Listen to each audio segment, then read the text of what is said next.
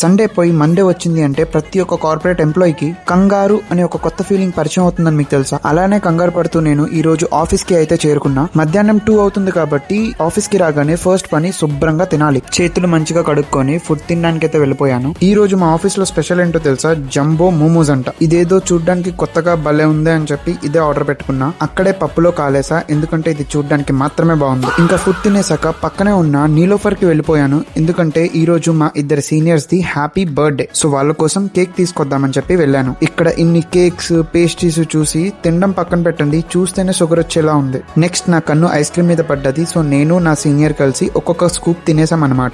Ice cream పేరు all berry క్రంబల్. Niloufer కి వెళ్తే మీరు కూడా ట్రై చేయండి. అండ్ మేము తీసుకున్న కేక్ వచ్చేసి రస్మలై ఫ్లేవర్, కానీ బాగా స్వీట్ ఎక్కువ. ఇంకా చివరాఖరిగా ఆ కేక్ ని నేనే అవగొట్టా. తర్వాత ఉన్న పెండింగ్ వర్క్ కంప్లీట్ చేసి సైలెంట్ గా ఇంటికి జారుకున్నా. ఈ రోజుకి ఇంతే అండి. మళ్ళీ నెక్స్ట్ వ్లాగ్ లో కలుద్దాం. అంతవరకు సెలవు.